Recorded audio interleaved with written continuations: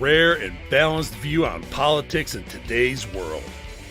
Based on facts, born of rationality, common sense, and logic, providing context on today's events, this is American Perspective with Rick Thomas. Hello, everyone, and welcome to American Perspective. My goodness. Like I said, the news is just coming out like drinking from a fire hose. I mean, it's like just, coming at you 100 miles an hour. Last night, I guess, Trump was in a press conference with Bibi Netanyahu from Israel, and he just popped off something that just sent everybody crazy. Everybody went nuts with regards to it. In fact, it was so shocking that even the first couple of questions that came out of the press pool, they had no idea what to do with it. Yeah. Okay. Well, all right. I owe somebody a song, but I'm going to be honest with you. Somebody's going to have to tell me who that song is. It was somebody that, I can't remember. I know I owe somebody a birthday song, and I can't remember who that is. So somebody better remind me, please, for that. Also too, a welcome back, again, for another one. Welcome back again to Daybreak 3. Good to see you. Also running through the standard miscreants that are out there. We've got Bam, 3 Chevy, Bonnie, Jarhead, Nana, My News, Buddy Weiser. Let's see, who else is it that let's see, I see, have I covered everybody over there? Yeah, I believe I have covered everybody over on Rumble. And over here on Facebook, of course, I see Tommy. I'm pretty sure that Becky will check in, and we'll also see, probably we'll also see the 2 Marks show up on Facebook as well. Also too, hey, there's Mama 5 Kitties. Welcome. Hello to you into the Rumble chat as well. So again, somebody's got to tell me there was a birthday and I missed it and I didn't sing, and yeah. So somebody's got to remind me. Somebody in the chat, please remind me what's going on. Also, I guess G is also hanging and slumming over on Facebook. Anyway, all right, guys, I do appreciate that. Also, welcome to anybody who is out there who I haven't named, who isn't in the chat. If you want to get in the chat, you should be signed in on wherever you're at and jump in for everything and, join in with all of that. All right. So let's get things kicked off tonight. Oh, I have a great, that's right, Abby's birthday. Thank you. I think it was USA. Was it USA Abby's girl? I think it was US Abby's girl. That's what it is. I think it's her. So hopefully, there she is. Yep. She waved. Hi. Okay. Was it your birthday that I missed? Yeah, we'll see. It's going to take a couple of seconds for, of course, the stream to catch up. Okay. And all right. So it looks like it was last month, probably during my week off, and I never caught it. Anyway, so many different people. Okay. I owe you guys, I owe somebody a song, so I will go ahead and sing it. Later on tonight, obviously at the end. Okay. Let's go ahead and get things kicked off tonight. We have Bam. Bam is leading us in the Pledge of Allegiance tonight. So if you are of mine, please stand, remove your hat if you're wearing one like me, and make sure to place your hand over your heart and join in with us and with Bam, especially Bam, leading us in the Pledge of Allegiance. I pledge allegiance to the flag of the United States of America and to the republic for which it stands, one nation, under God, indivisible, with liberty and justice for all. Thank you, Bam, for submitting that. I do appreciate it. You know, again, like I think I've said a few times that sometimes somebody's voice is not what what you expect or what you think it is, and that is definitely one of them. Not a bad thing; it's a great thing, but it is definitely one of the more uh, unique voices that I've heard out there. All right, so let's go ahead. Oh, if you want to submit your version of the Pledge of Allegiance here on the program and get it played, all you need to do is make sure that you record yourself doing it in your style, performing the pledge, reciting the pledge in your style, and then take that audio or video file or whatever it is, attach it to an email, and send it off to me here at fans, FANS, at AmericanPerspective.online. That's fans at AmericanPerspective.online. And I just watched myself go into like super speed talk mode over on Facebook because apparently something happened. There was a connection issue and all of a sudden it kicked me off and I was running really, really fast. Anyway, so that was kind of cool. All right, tonight being Wednesday, of course, it is down to business.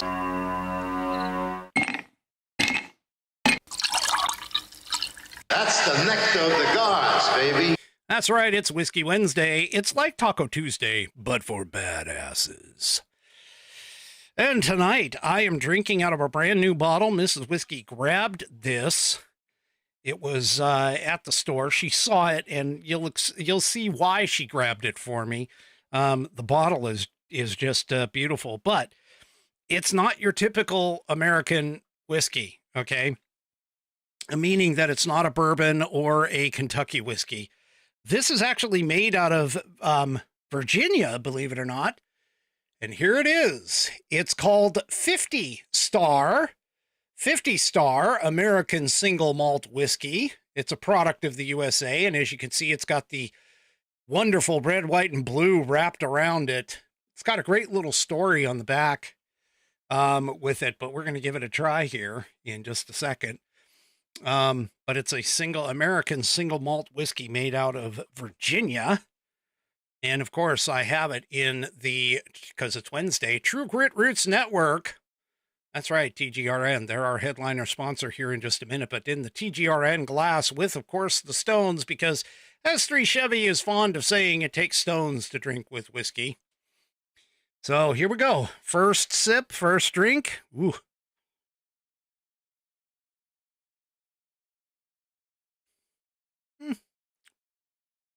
Huh, not bad. It's not a big bite to it at the end, which is good. It's got, not really an interesting flavor, like a spicy flavor that comes through or anything like that, but it's drinkable, definitely drinkable. Yeah. And Bonnie puts up that she says you need to try John Rich's whiskey. I've already tried that one. Haven't tried his grandma's batch though, the grandma's private reserve or whatever he calls it. Haven't tried that one, but anyway. No, this is a cool bottle. I like this. Everybody likes the bottle. I might just drink it and then keep the bottle. Anyway, yeah, I've tried John Rich's stuff. John Rich's stuff is good too. Like I said, I haven't tried Grandma's Reserve, but that's okay. I'll get there eventually. All right, so let's talk about TGRN. Let's talk about True Grit Roots Network.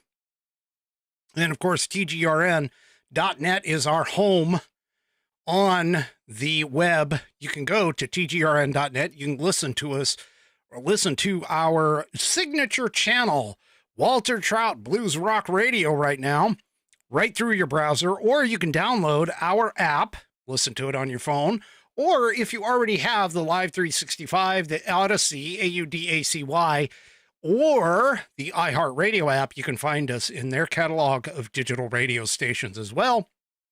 And you can listen to all kinds of just fantastic blues rock. I got to tell you, it's been a bit of a change. And I know Oogie's working hard on tweaking it here and there and everywhere. But I got to tell you, it's a fantastic mix from everything that I've heard. It's a fantastic mix for that. And of course, tonight is Undercover Blues Night. That's with Chuck Finley, I believe. Undercover Blues tonight at 8 p.m. Now, obviously, if you stick with me the entire time, it's going to be a half hour into his show, but that's okay. You can go ahead and listen anyway. Head on over there after I'm done and listen to Undercover Blues. That's at 8 p.m. Central time. And it's exclusively at TGRN, True Grit Roots Network. It's a great little show. You ought to go and check it out. And that is Wednesday nights with him. Also, to give you a preview really quickly, Thursday is Cruising on the Blues Highway with the Mighty Pat Quinn, I should say, Mighty Pat Quinn. You can check him out also at 2 p.m. tomorrow, 2 p.m. Central, as well as 8 p.m. Central tomorrow. And don't forget the Blue Plate Special. That happens every weekday, Monday through Friday at noon, where they each take a shot and they put together their own little mix and everything else. So that's some of the lineups. Go and check us out, tgrn.net, for the Walter Trout Blues Rock Radio signature channel. You can go and check us out there at tgrn.net. True Grit Roots Network, based out of Austin, Texas. Fantastic. Love that channel and that outlet. Yes. All right. So let's go ahead. Let's go ahead and get kicked off here. Trump says at this meeting, after meeting with the Israel Prime Minister, Benjamin Netanyahu, he's standing there and he goes, well, the U.S. is going to take over the Gaza Strip. We're going to take it over. We're going to rebuild it. We're going to relocate the Palestinian people, and we're going to demolish it all the way to the ground, not like it isn't already. And then we're going to build it up. And we're going to turn it into a jewel of the Middle East over there. Now, okay, he does talk about how the Gazans need a chance to live safely and securely someplace else, like Egypt or potentially Jordan. Well, here's the problem. And honestly, I got to tell you, this Trump, okay, this kind of Trump, all right, is the Trump that sort of just like throws something at the wall to see if it sticks. And also to see if maybe he'll get a different offer. If you've ever seen him, there are times where, I mean, he sort of plays games with the press and with the liberal media. Well, they're the one and the same, but the liberal media as well as the rest of the world. Sometimes he just kind of just takes this spitball and just throws it at the wall and sees if something is going to stick. Now, don't get me wrong. That doesn't mean that he's not serious about whatever it is that he throws at the wall, but it's sort of one of those things where he does things and says things to see if maybe something else will come about. And also, too, he sometimes does this in order to spark the conversation in terms of a negotiating position, meaning that he's trying to negotiate or attempting to negotiate something, and he just wants to see what sort of a reaction he's going to get out of this. He also, at times, I think, has to create his own entertainment and does exactly what Bonnie points out, where he sometimes just trolls people. And he usually does that fairly well. Now, the thing about it is that sometimes he goes and he does this, and again, he doesn't have all the details fleshed out. It's more of just let's just see what comes out of this.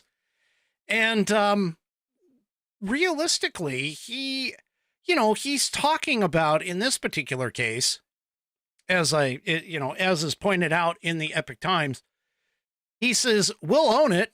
We'll be responsible for dismantling all the dangerous unexploded bombs and other weapons on the site. We'll level the site and get rid of all the destroyed buildings. Just level it out and create an economic development that will supply unlimited numbers of jobs and housing for people in the area. Do a real job. Do something different. You can't just go back to how it was. If you go back, it's going to end up the same way that it has for 100 years.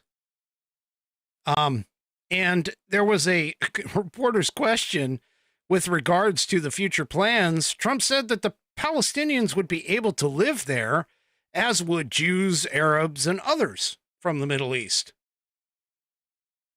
He goes, this is for everybody.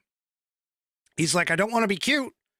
I don't want to be the wise guy, but the Riviera of the Middle East. Trump said that he floated the idea to other Middle Eastern leaders, and he says, quote, and they love the idea. He said, I have a feeling that despite the Palestinians saying no, I have a feeling that the king in Jordan and the president in Egypt will open their hearts and will give us the kind of land that we need to get this done, and people can live in harmony and peace. Now, here's the thing, okay? Here's the thing. First of all, for 100 years, and this is something that I got to throw out there, for 100 years, and potentially even longer than this, but for 100 years, the West has basically been saying over and over, there has to be a two-state solution, meaning that the Palestinians and the Israelis have to live together side by side in peace. That'll never happen. And let me explain why. It will never happen because regardless of what the Israelis want, now don't get me wrong, the Israelis are like, hey, all we want to do is live in peace with our Arab neighbors. And in fact, what a lot of people don't understand about Israel is there are a lot of Arab individuals who actually live in Israel. Okay? And so what ends up in a situation like this is that if you decide that you want to live in peace, okay, if you decide that you want to live in peace, we're perfectly fine with it. The problem is that the West in particular, especially those like John Kerry and others who have been in the business, they keep pushing the idea of a two-state solution and that the two-state solution is the way to go. Well, I hate to tell you this. No, I don't. I don't hate to tell you this, but I'm going to tell you this. Gaza was handed over to the Palestinians. Israel backed off of Gaza and said, you know what? We're going to pull out all of our military. We're going to pull out everything. They went and they built up a wall around Gaza. By wall, I mean more of a fence. But they built up a fence around Gaza, and they just basically said, hey, look, Palestinians, 2001, we're done. We're walking away. We don't even want, or maybe it was 2006. But anyway, they basically said, hey, we're walking away. We're done. You guys deal with it. Within 6 months, Hamas, the terrorist group, got, quote, elected as the leader of the Gaza Strip. And what did they do? Humanitarian aid was flooding into Gaza, flooding in from all over the world. And what did they do? The only infrastructure that Hamas bothered to put into Gaza with that money was the terror tunnels that they dug throughout the entire area in order to get into and out of Israel. Okay, they didn't invest any kind of infrastructure. They didn't invest in anything. Hamas took over, took all of the aid money that was heading in there and used it for terrorist gains. That's what they did. And what's sad is the people of Gaza, over 75% when polled, all agreed with Hamas. Now, when they attacked on October 6th and Israel retaliated, okay, the Arab nations that were surrounding them, whether it was Egypt, which would have been the easiest place for all of those people to go, or possibly relocating to Jordan, or relocating to Syria, or relocating even to Qatar, not that far away, not a single Arab country opened up for the Palestinians. Not even Egypt, which was right there and could have opened up the gate to their border and allowed the Palestinians to go in there. There's a reason why. Jordan, which has a large population of Palestinians, doesn't want any more because the people who are in power there, which, by the way, that's I don't know if it's a clear monarchy, but it's definitely a family that is in power there, the king of Jordan or queen of Jordan. But the Jordanians don't even want more Palestinians in their country because they're afraid that the Palestinians are going to overthrow them and instill Hezbollah or potentially another string of a Hamas in it. Folks, the Palestinians are, believe it or not, are the terrorist organization of Hamas. They agree with Hamas. They agree with what Hamas is doing. From the river to the sea, Palestine will be free is a genocidal phrase that is used by the Palestinians and Hamas to indicate getting rid of the Israelis. Nobody wants the Palestinians. And that's the problem. They have and had the opportunity to just abandon their terrorist ways and join in with the rest of the world and be like, hey, I want, to build up. They have water access right there. They could turn the Gaza Strip into a beautiful oasis. And they don't, because they don't want it. And so what Trump is doing here is Trump is basically trying to and attempting to think outside the box in terms of what to do with this land. And he's essentially offering these people, hey, look, you can give up your terrorist ways and we can come in and help you out and build all this stuff and so on and so forth and get your, get all of this, get your cities rebuilt and turn it into a jewel. Envious of a lot of different other places surrounding the world. They don't want anything to do with it. In fact, Hamas basically said, no, we're not. Hamas responded to Trump's proposal and basically says that that is a crime against humanity. They put out a statement where they said what President Trump stated about his intention to displace the residents of the Gaza Strip outside it and the United States' control over the Strip is a force of crime against humanity, a senior Hamas official told Fox News. The official called Trump's actions an interference in a topic which should not be of his concern. Yeah, it should be his concern. So, Trump and here's the other thing is that the left was like, oh my gosh, Trump is advocating for genocide. No, he wasn't. He proposed a plan to relocate Gazans to places outside the Strip and then go in and clear it, get it all safe again, clear out all the unexploded bombs, other weapons, clear out all of the destroyed buildings, and then create economic economic development zones that would supply unlimited numbers of jobs and housing for the people in the area. That's what he suggested. But I don't think he's all that 100% serious about the U.S. going in there and doing it. I think what he was doing is basically saying, hey, if we go in and do this, maybe this is something that the Arab world should be doing to kind of give them a bit of a kickstart.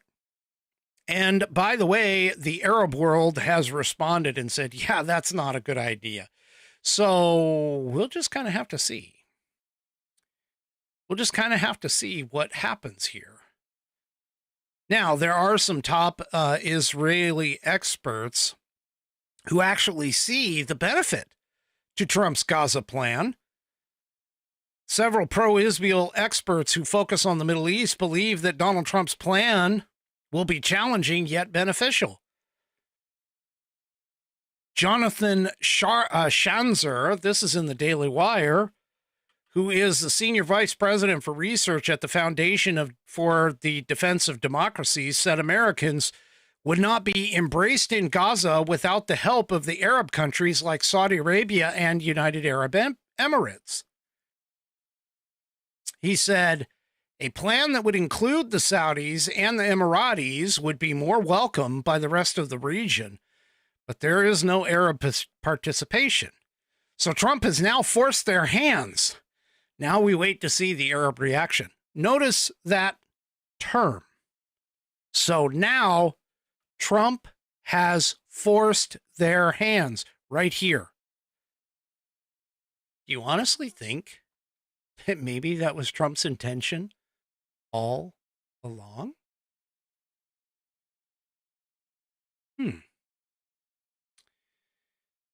Yep.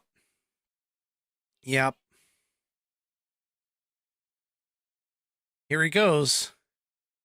So, yeah. Ron Bar Yoshafat. I hope I'm not I'm probably mincemeated the hell out of his last name. But anyway, he's an attorney and public diplomacy expert who has served in the Israeli Defense Forces Reserve in Gaza after October 7th. And he's a fan of Trump's idea. He said, it's the right thing to do. Trump is saying what everyone is thinking. Better for them, better for us. And he added that Trump's plan, which the president called making Gaza into the Riviera of the Middle East, would make life safer. Yep. Israel left Gaza, but Gaza did not leave Israel. Luke Moon, who is the director of a Christian pro-Israel group, the Philos Project, said he's worried that Gazans would be violent wherever they live. There's the kicker. He says sorting out Gaza would be a test for the master deal maker, Donald Trump. On one hand, many Gazans want to remain in the Strip as a perpetual thorn in Israel's side. On the other hand, whatever I think about the Gazans scattered around the world, I'm reminded of a recent event in Malaysia where 40 Gazans were sent for medical treatment. Now, what he was referring to apparently was dozens of Palestinians who rioted after not being allowed to leave the guest house they were staying at in Malaysia. While receiving medical treatment, Gazans were seen setting fires, climbing gates, destroying furniture. And that was according to the Jewish News Syndicate. See, this is the problem. This is the issue.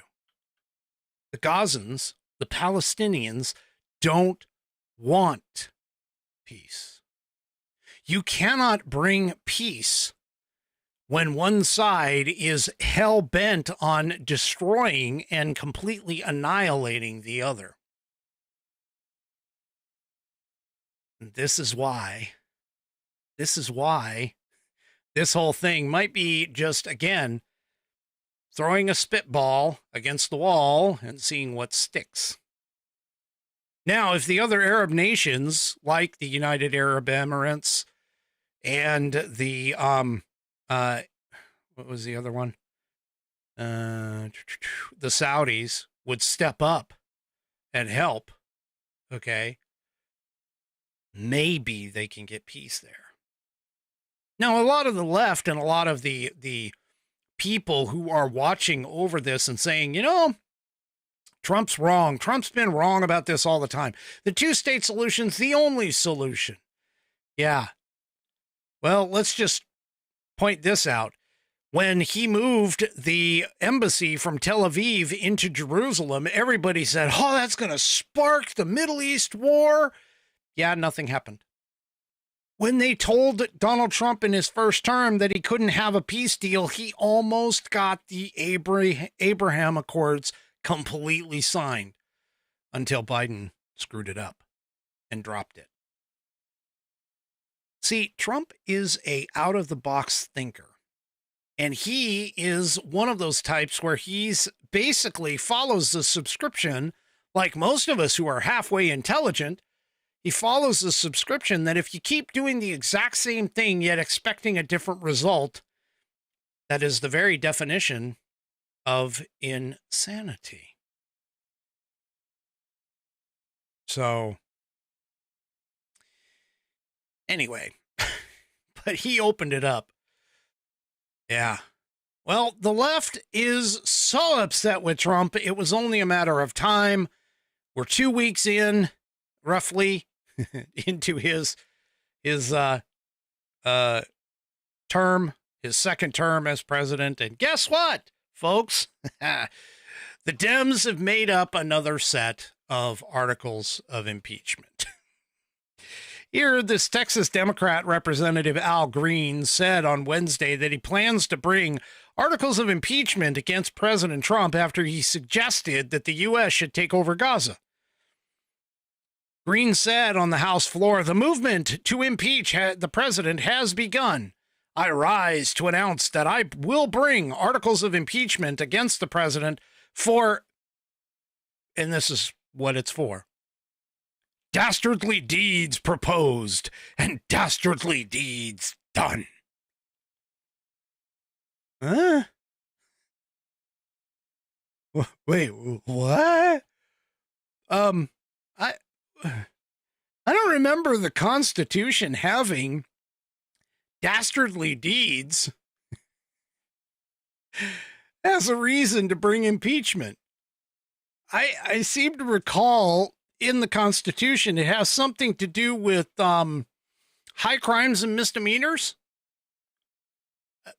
What? Oh, this guy, I got to tell you. Well, here, let's go ahead and just take a listen to him as he discusses this entire thing. Let's see if I can back it up. And yeah, let's just take a listen.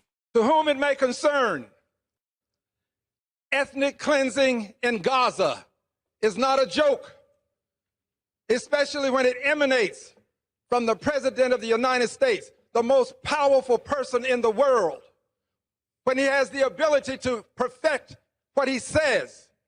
Ethnic cleansing in Gaza is no joke, and the Prime Minister of Israel should be ashamed, knowing the history of his people, to stand there and allow such things to be said. Ethnic cleansing has been a crime against humanity. And I stand here today in the well to denounce what was said, to denounce what the president said, to denounce the complicity of the Prime Minister of Israel. Okay, let's just be clear about this. President Trump never once said this was a genocide. In fact, he clearly stated that he wanted to relocate them. So where's this guy's premise for the entire situation here? Well, anyway, let's just go ahead and listen a little bit longer. And to remind people that Dr. King was right. Injustice anywhere is a threat to justice everywhere. And injustice in Gaza is a threat to justice in the United States of America. Okay, so how is it injustice to go in and like rebuild a war-torn strip of everything? I mean, to like, you know, build actual infrastructure. I mean, they haven't had electricity. They've barely had water. In fact, Israel was providing electricity and water to certain parts of Gaza for free, not even charging them to do this.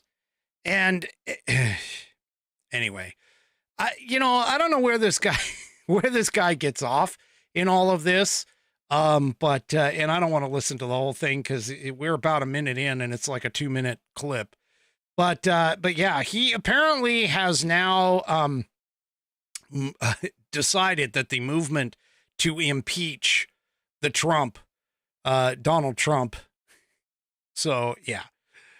Oh, what a mess. What a mess. I'll be honest with you. I'm actually kind of surprised they didn't have it like lined up. That they didn't have it already lined up the minute that Donald Trump like swore in, and then next thing you know, he's like, we're slamming him to articles of impeachment. It took him this long. Oh boy. Anyway, yep. So the Democrats are back. They're back. Well, Trump doesn't seem to really give a crap. And he shouldn't. Transactional Trump is in the house, and the man, he doesn't care about your emotional responses or the feelings or any of this stuff. Yeah. In fact, it's so much that Trump actually signed an executive order today. This in the Epic Times. Trump signs executive order barring men from women's sports. It's about damn time. And of course, he says that schools that fail to comply will face investigations by the U.S. Department of Education and could lose federal funding. Yeah. Well, not to mention the fact that the NCAA has already said that they will modify their rules in order to follow along with this. And it's a good thing that they did, or that they're going to, because they're under a lawsuit. Yes, that's right. Here in the Daily Wire, former University of Pennsylvania women's swimmers are now suing the school and the NCAA for allowing biological men in women's sports. The women say that they were told that if they had a problem with the situation, that they should seek counseling. Yeah. So, in this particular case, 3 former University of Pennsylvania women's swimmers have filed a lawsuit over biological males being allowed to use female locker rooms and participate in their competitions. The students, by the way, who have since graduated, filed a lawsuit on Tuesday, that would have been yesterday, against their university, Harvard University, the Ivy League Council of Presidents, and the National Collegiate Athletic Association. The lawsuit is based on their experience with teammate Leah Thomas, the former male swimmer who started identifying as a woman and dominating in female competitions. So there we go. So the lawsuit, which was filed, excuse me, which was filed by Grace Estabrook, Margot, Kazorowski, and Ellen Holmquist, went ahead and was provided, that lawsuit was provided exclusively to Fox News, was reviewed by the Daily Wire. The women are seeking damages for pain and suffering, mental and emotional distress, suffering and anxiety, expense costs, and more for the institutions allowing Thomas and other trans-identifying men into women's spaces and competitions, which they say violated their rights under Title IX. This is correct. They are violating Title IX. Because as they point out right here, Title IX is a federal statute that prohibits discrimination based on sex and was initially created to ensure that women have equal opportunities for sports.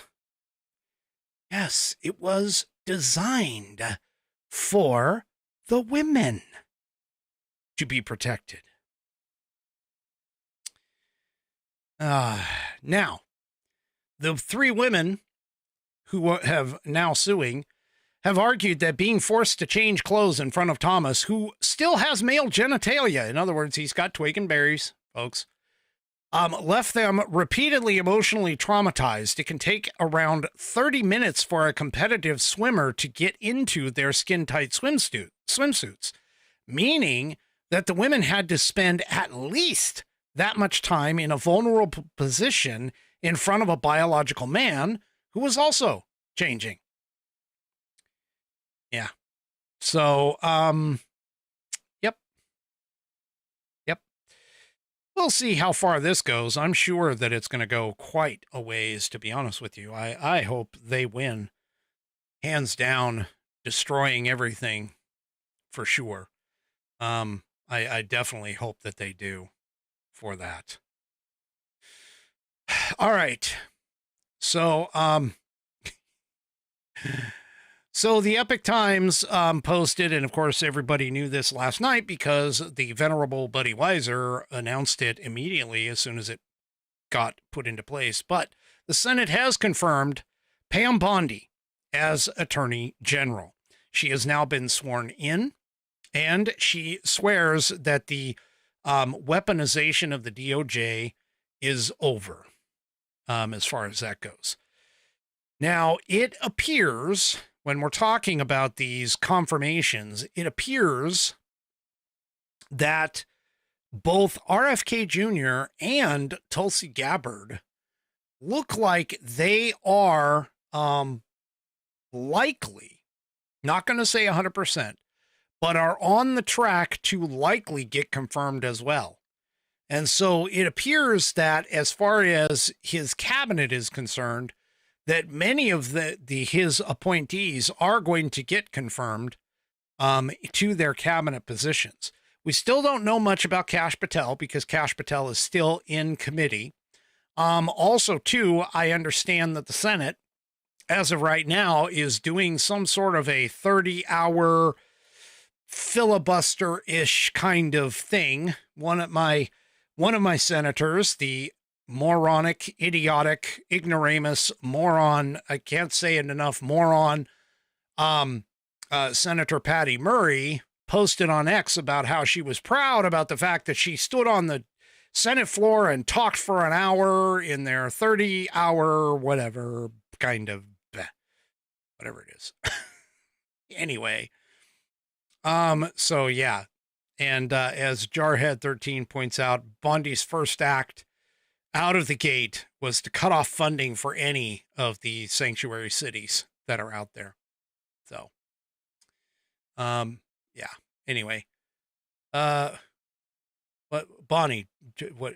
Oh, yeah. Believe me, Patty Murray has been around for way too long. She just needs to go. And I'm telling you, living in the state that I do, and living with the people that are surrounding me, I got to tell you, name recognition is probably the number one thing that'll get you elected around here. If people recognize your name, that's what they're going to do. Okay. That's what they're going to do. And you know, oh yeah, that person. Yeah. My life hasn't really changed much. I'm going to go ahead and, vote for that idiot. Yeah. Anyway, she's like older than dirt. She's been in office way too long.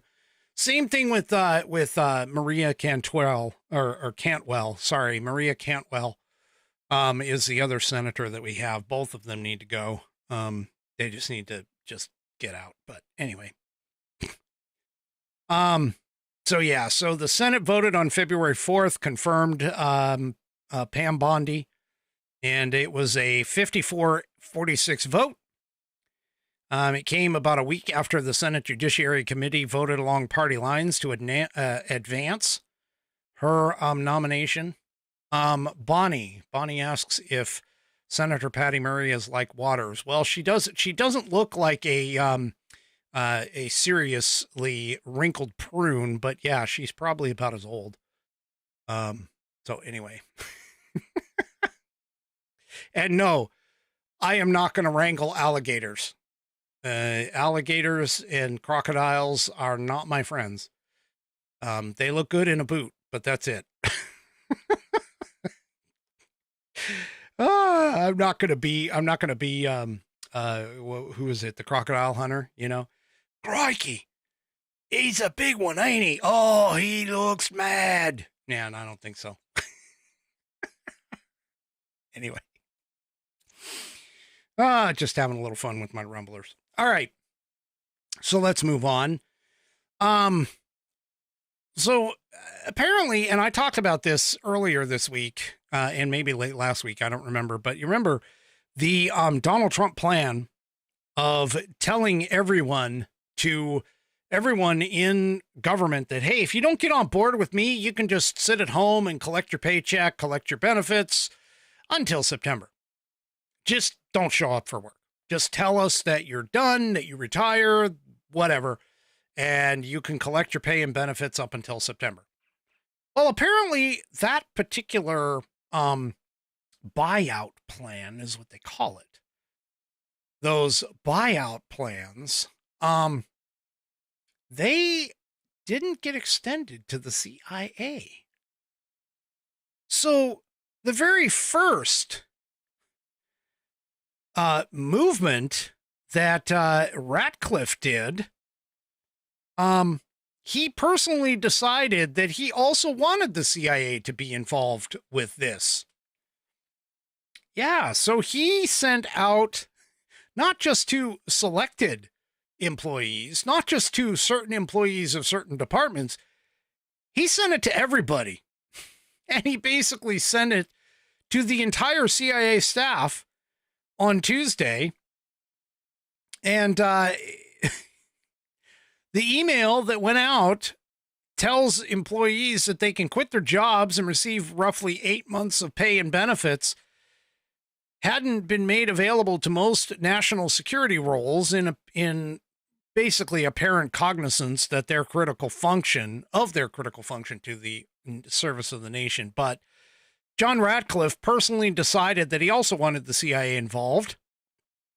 So this is one of the moves that Ratcliffe is putting in to ensure the CIA workforce is responsive to the administration's national security policies, adding that this is part of a holistic strategy to infuse the agency with renewed energy. Still, even though the offer was sent to the entire workforce at the agency, it wasn't immediately clear whether or not all of them would be allowed to take it. Some specific occupations and areas of expertise appear likely to be restricted.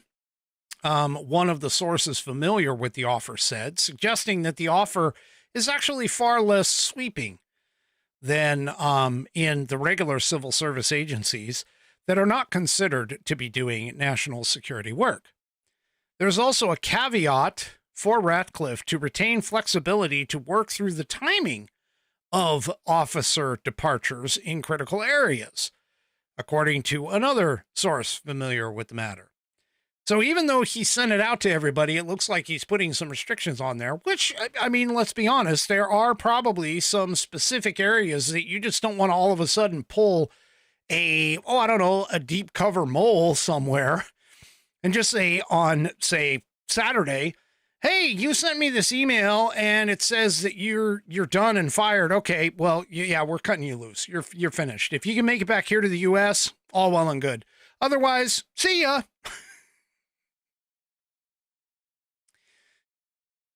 So anyway, yeah, we'll just see. We'll just see what happens. That offer was also first reported by the Wall Street Journal, even though it's being reported in Yahoo News right now. So yeah, it's, definitely going to be kind of interesting to see what happens with all of this. Oh, so let's take a look and let's turn our attention back to the immigration process. Now, I didn't really talk about this because, to be honest with you, like I said, it's been, trying to drink from a fire hose here. With all of the things that are going on and changing and doing, and every time I turn around, Trump announces something else. And so I can't keep up with everything and put it all into an hour long or an hour and a half long program all the time. But I caught this. And I wanted to talk a little bit about it because it seems sort of interesting to where Columbia, the country, not the university, said that they didn't, or initially said that they didn't want their people back. And there have been a few other people like Mexico who have said, yeah, we only want Mexicans back. We only want our nationals to come back here into our country if you're going to deport them from the U.S. El Salvador apparently is taking a different tact. And I don't know where this is going to go, but man, this is really kind of like El Salvador. If I were Trump, El Salvador would be like on the top of my list to be the first to sort of help out because this is massive. New York Post, El Salvador offers to hold, quote, dangerous U.S. citizens and criminal migrants from any country in their hellhole mega prison. So Marco Rubio apparently went down and talked to the El Salvador or the Salvadoran president or whatever. And he basically told him that, yeah, hey, you know what? We'll house any U.S. citizen. We'll house deported criminal illegal migrants of any nationality. We'll put them in our worst prison. Rubio said that the deal was struck with the Salvadoran president Nayib Bukele represents the most unprecedented, extraordinary, migratory agreement anywhere in the world. We can send them and he will put them in his jails, the Secretary of State said, of migrants set to be deported from the U.S. And he's also offered to do the same for dangerous criminals currently in custody and serving their sentences in the United States, even though they're U.S. citizens or legal residents. That's interesting. So Bukele, 43, indicated that he will charge the U.S. a, quote, relatively low fee if it decides to use his nation's notorious 40,000 person capacity maximum security prison. You believe this? Oh my gosh. 3 Chevy asks, Rick, do you think they could take prisoners and then threaten to release them unless we paid them more money? Oh yeah, of course. Come on. Let's be honest. He's talking about a low fee, a relatively low fee. Now, if the benefit outweighs the risk, then they will definitely continue to charge us more and more and more. But anyway, apparently Bukele is on X because he wrote, we have offered the United States of America the opportunity to outsource part of its prison system.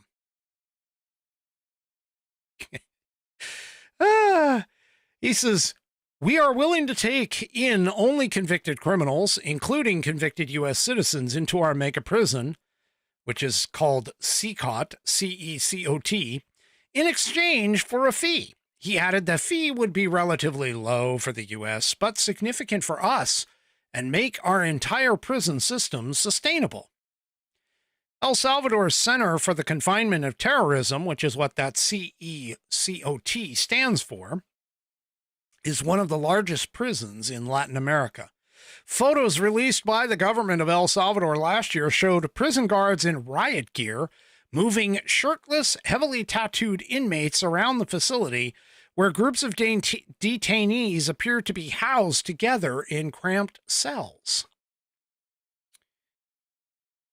Here's like a image of it. Yeah, this doesn't look all that pleasant. There you go. Take a look. For those of you on the audio portion of the program, head on over to rumble.com. Take a look. You can advance the video and you can take a look at what they're doing here. But yeah. Holy smokes. That would be kind of interesting. That would be interesting. Buddy points out, if they're released, it doesn't matter. Because if they're out of the country, we should probably not, release them or allow them back into the country. So they'd be gone. They wouldn't, whatever. Anyway. So yeah. That actually sounds good.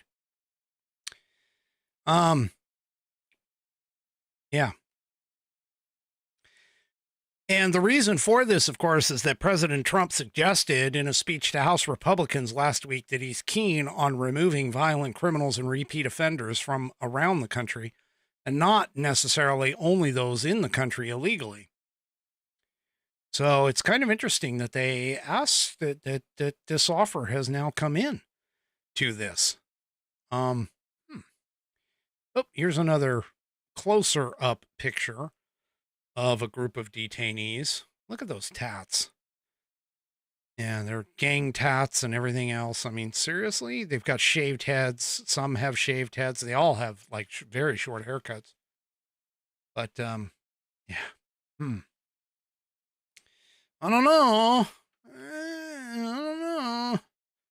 Could be a suggestion. Anyway, right now, a U.S. official told the Associated Press on Monday that the Trump administration had no current plans to try and deport American citizens, but noticed that Bukele's offer was significant. Now, keep in mind that any particular effort, by the way, to push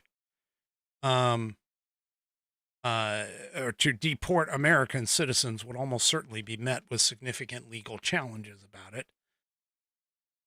So, yeah, the State Department spokesman Tammy Bruce said that the agreement struck in El Salvador outside of that.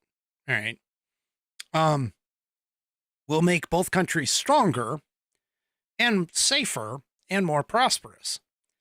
She also noted that the deal Bukele agreed to includes accepting all Salvadoran MS-13 gang members, as well as the Venezuelan Tren de Aragua gang members in the U.S.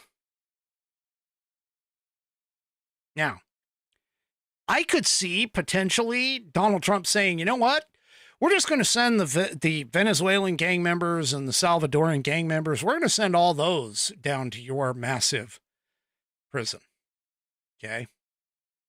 So, yeah. And as my rumblers are saying, like 3 Chevy goes, fine, wholesome young men. Yeah, sure they are. Well, speaking of those people going out, I guess we're sending some of these illegal immigrants to Guantanamo Bay now. Yeah. Why not? Here in the Epic Times, first flights to Guantanamo Bay are underway, according to the White House.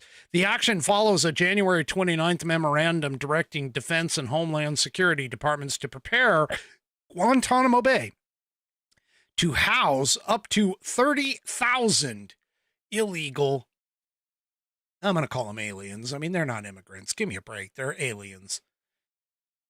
Flights that are transferring illegal aliens to Guantanamo Bay Naval Facility in Cuba have begun, according to White House Press Secretary Caroline Leavitt, saying that it is a key step in the Trump administration's commitment to cracking down on illegal immigration and enhancing public safety. President Trump is not messing around, and he's no longer going to allow America to be the dumping ground for criminals or illegal criminals from nations all over the world, Leavitt told Fox News on a February 4th interview. Today, the first flights from the United States to Guantanamo Bay with illegal migrants are underway. The action follows the January 29th memorandum signed by Trump directing Defense Secretary Pete Hegseth and Secretary of Homeland Security Kristi Noem to prepare Guantanamo Bay to house up to 30,000 illegal migrants. You know, that 40,000 bed prison down in El Salvador sounds pretty good about now. Yeah. So anyway, there you go. They're already going. Trump's decision in the piece here, Trump's decision to use Guantanamo Bay as part of his broader immigration enforcement effort aligns with his push to strengthen border security and increase deportations, particularly of individuals who have committed crimes beyond unlawful entry into the United States. Yep. Trump told reporters on January 29th, we have 30,000 beds in Guantanamo to detain the worst criminal illegal aliens threatening the American people. Some of them are so bad we don't even trust the countries to hold them because we don't want them coming back. So we're going to send them out to Guantanamo. Trump first proposed using Guantanamo Bay to house illegal migrants, aliens, during a January 27th speech at his Doral Golf Club, suggesting that it would be cheaper than detaining them in U.S. prisons. Tom Homan said the U.S. Immigration and Customs Enforcement would operate the detention center for illegal aliens at Guantanamo Bay. He said there's already a migrant center there. It's been there for decades, so we're just going to expand upon the existing migrant center. Guantanamo Bay Military Prison was created in 2002 under President George W. Bush to detain foreign suspects linked to terrorism after the 9/11 attacks. And it notes that El Salvador President Bukele has offered to take them down there too. So, yep. Oh, folks, how much more winning are we actually going to be able to achieve here? How much more winning are we actually going to be able to sustain, to be able to withstand all of this winning that's going on, winning on the left, winning on the right? And I don't mean political left and political right, because the political left is doing nothing but crying over all of this, as they should, because their little playhouse is being torn down piece by inexorable piece by the bull in the china shop, Donald John Trump. Yeah. Tommy over on Facebook points out, get our money back, then we can talk about slowing down. Until then, win. I agree. Let's keep winning. Let's keep winning, folks. Well, there was a concerning article that came out, and I saw this in another outlet too, but this is in particular in the American Military News. And this is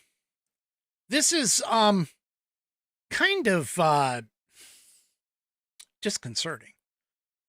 But I got to tell you that if this continues, I honestly think it would be a declaration of essentially war. Now, keep in mind, the typical declaration of war is usually against a nation state. However, as I've pointed out on this program before, considering the fact that, and I'm speaking about Mexico here, considering the fact that the Mexican cartels have infiltrated the government, you could almost make a legal case. In fact, you could probably make a convincing legal case that to go after the cartels is essentially to declare war on the Mexican government because of everything that is happening. And the more that this happens, the more likely we get to the point where we may end up declaring more war. Anyway, here in the American military news, Mexican cartels are now hunting down our border agents with kamikaze drones filled with explosives. So this was an internal memo that recently was sent to the U.S. Border Patrol agents that shows that Mexican cartels are now ordering cartel members to attack Border Patrol agents with explosives and kamikaze drones following President Donald Trump's increased efforts to secure the southern border between the United States and Mexico. The New York Post reported that the internal memo obtained by the outlet cited various sources, including social media posts, and warned Border Patrol agents to remain cognizant of their surroundings at all times. The internal memo, which was titled Officer Safety Alert, said on February 1, 2025, the El Paso Sector Intelligence and Operations Center, EPT-IOC, received information advising that Mexican cartel leaders have authorized the deployment of drones equipped with explosives to be used against Border Patrol agents and U.S. military personnel currently working along the border with Mexico. In the memo, U.S. Border Patrol officials added it is recommended that all U.S. Border Patrol agents and DoD personnel working along the border report any sighting of drones to their respective leadership staff in the EPT-IOC. According to the New York Post, continuing, the Border Patrol memo also urged agents to always carry proper equipment, such as body armor, first aid kits, tourniquets. Border Patrol agents were also advised that rifles should be readily available. News Nation reported that in addition to the internal Border Patrol memo, Mexican cartels have encouraged illegal aliens on various social media platforms, including TikTok, to spit and urinate in ICE agents' food and to defecate in the agents' vehicles. Yeah.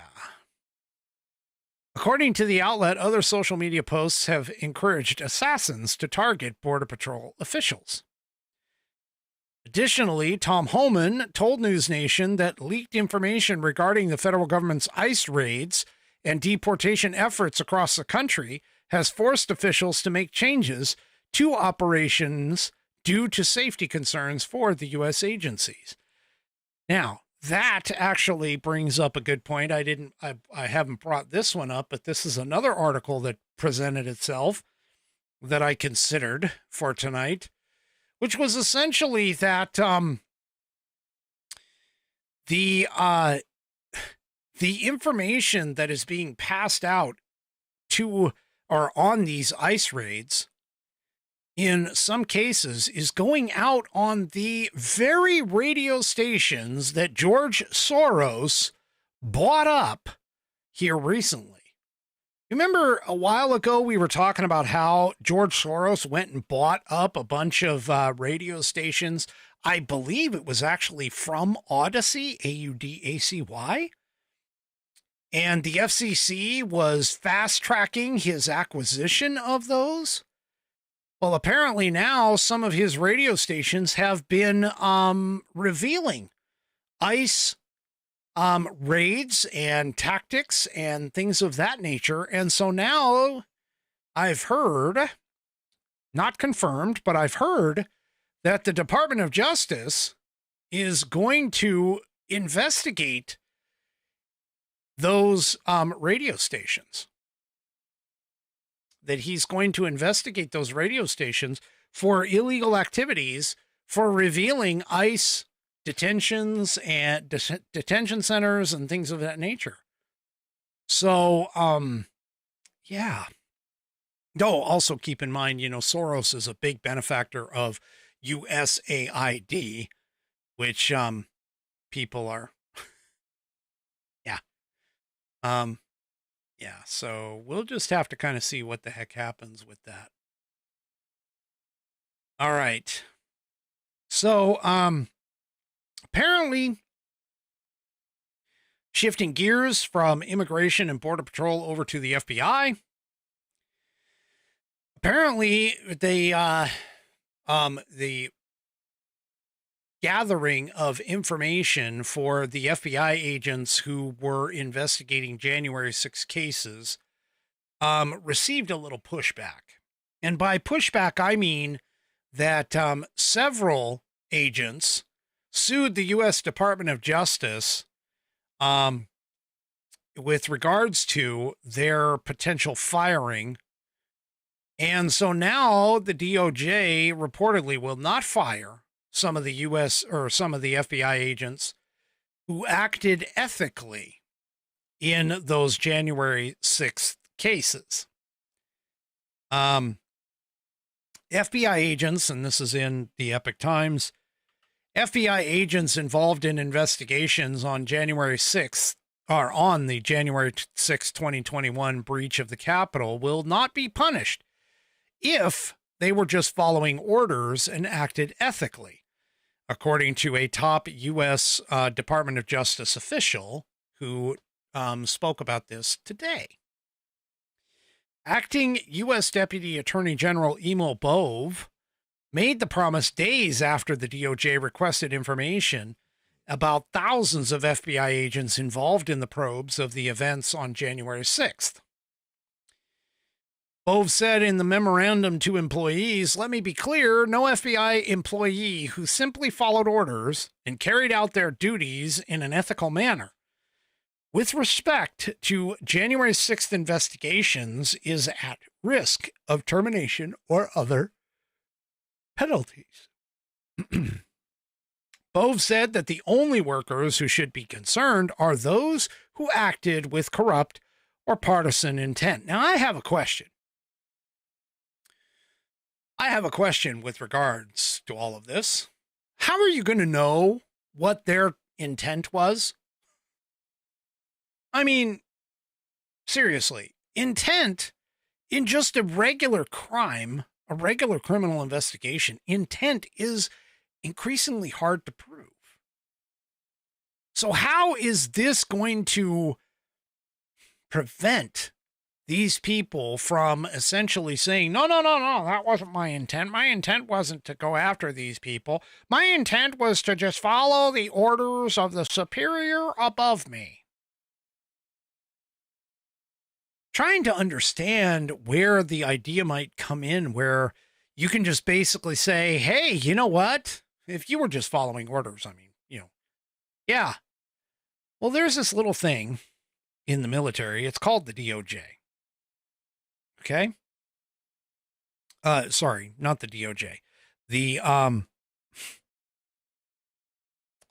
Code of Military Justice.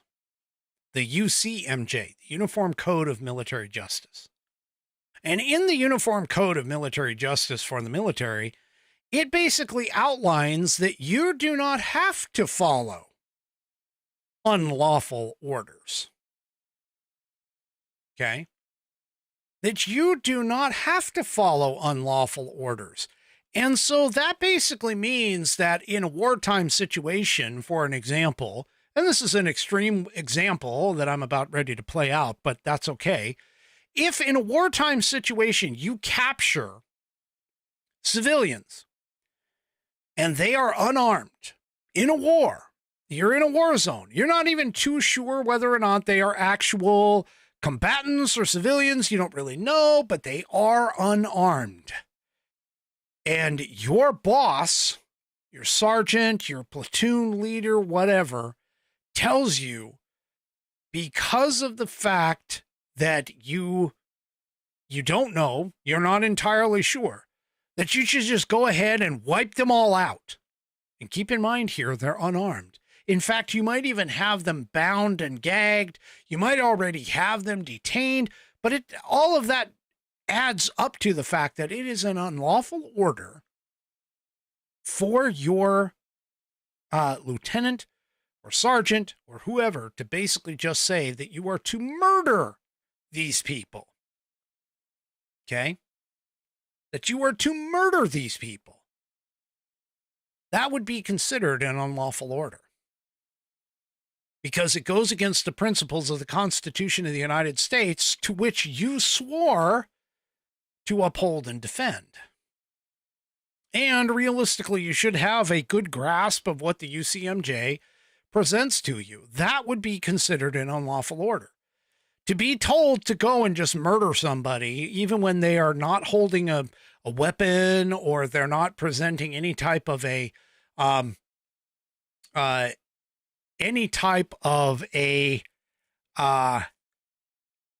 threat to you, that would be a problem. Okay.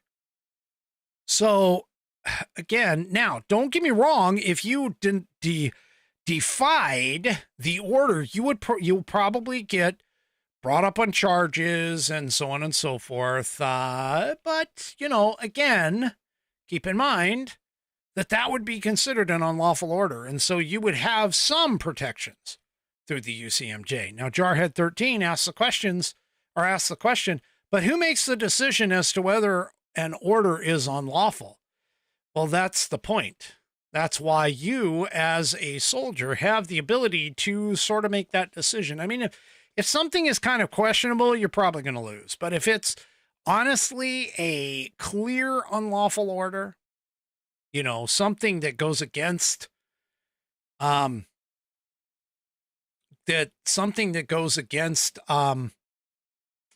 Constitution of the United States and so on and so forth. Yeah. I don't think that you would be able to stand up in court and be able to defend yourself against that. I think, for the most part. So, anyway. All right.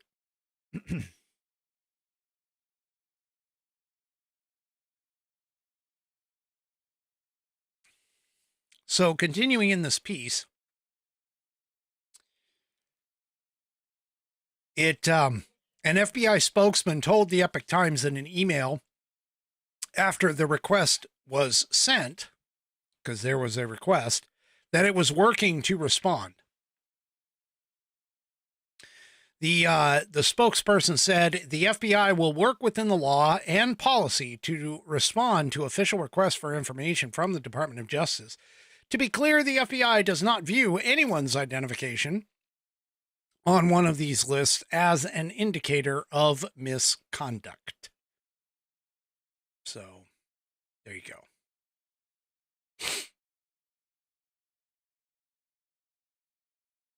So, a group of FBI employees on Tuesday lodged a lawsuit against the government trying to stop the list from being compiled and shared with the DOJ. Some of the employees said they received a survey that asked them to report what work they did on January 6th, cases or investigations into President Donald Trump.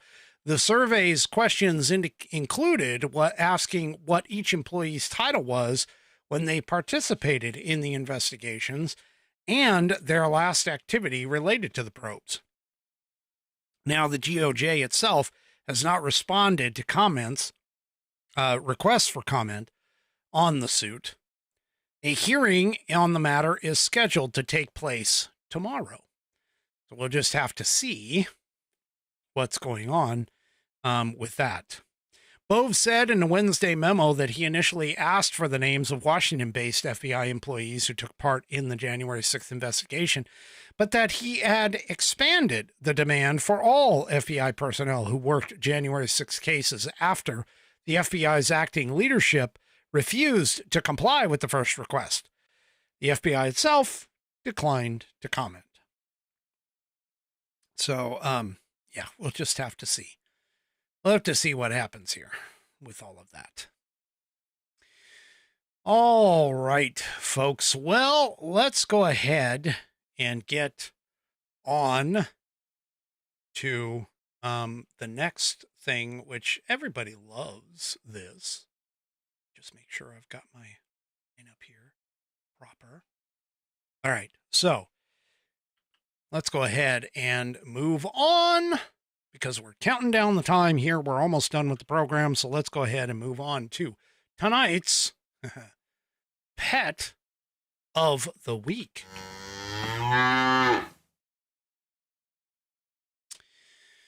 All right, tonight's pet of the week is submitted by our very own Bonnie. Bonnie over on Rumble sent me a fantastic little story here and a little video for all of you to enjoy. So let me go ahead and go through the story first. Bonnie writes, Rick, I hope this finds you and all the Whiskey Warriors well tonight. Well, thank you, Bonnie. We are doing well, I think. At least I know I am.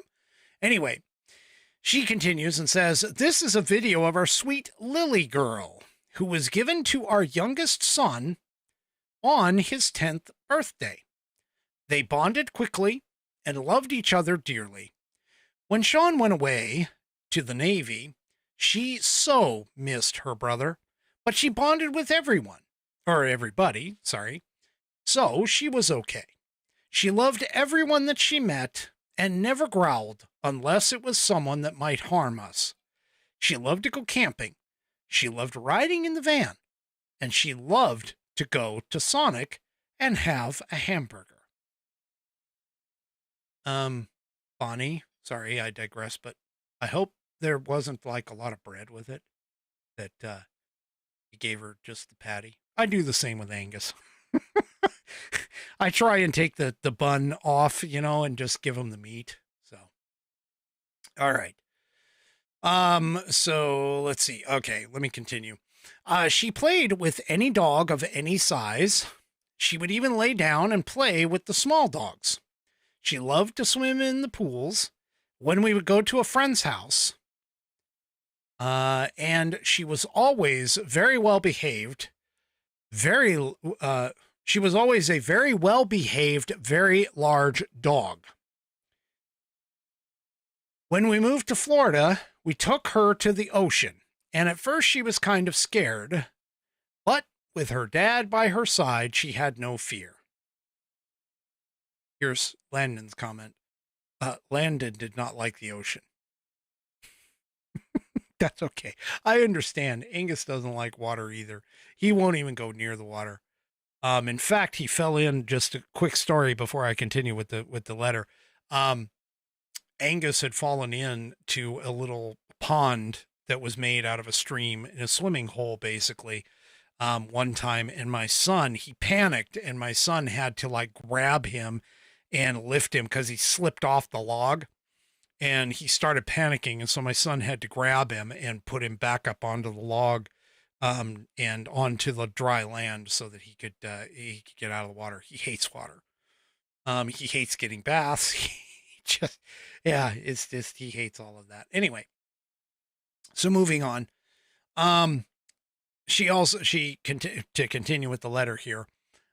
She even did not mind that we would dress her up in her UK dress or put hats on her head. She was our sweet little baby girl, Lily Ann Patrick. I hope everybody enjoys pictures of our sweet baby girl, Lily. Signed, Bonnie. All right. So let's go ahead and play this wonderful video that Bonnie put together for us about Lily. Lily, Lily, Lily.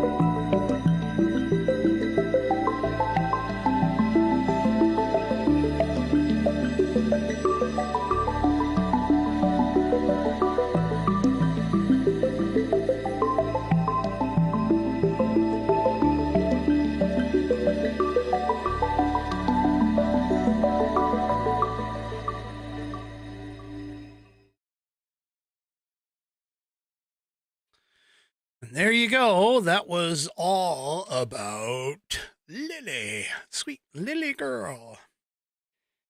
Thank you for sharing, Bonnie. That was fantastic. Nice job on the video too, by the way. I mean, you had the music in the background. It was at a perfect level. That is great. Perfect. Yeah, don't tell Landon that we thought that Lily was beautiful. Speaking of Landon. Hello, Landon. How are you doing? Are you a good boy? You wagging your tail, Landon? Give me a tail wag. Anyway. There you go. That was great. I do appreciate it. And of course, this is a fan favorite. By the way, folks, this is a fan favorite, show or segment of the show.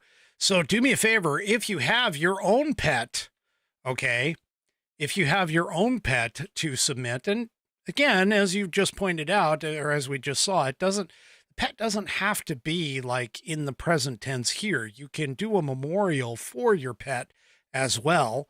You can send it off to me, send the submission in to me, send it to fans, FANS, at AmericanPerspective.online. That's fans at AmericanPerspective.online. We like to see all of our furry friends, and we've even taken in some feathered friends as well. So all of them, just go ahead and send it in.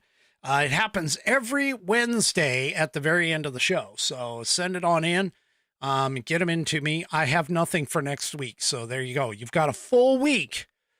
Well, not really, because I'd like to see it by Tuesday if possible, but full week to get it in. And you can go ahead and we'll feature your pet on the program. Okay, so I have a birthday song to sing for U.S. Abby Girl. U.S. Abby Girl, belated birthday. She apparently had her birthday on February 2nd. Oh, also, too, Buddy Weiser points out, send in a question for whiskey. I do have a question for whiskey is the other popular spot. That is Saturday night's final segment. So you can send that one in.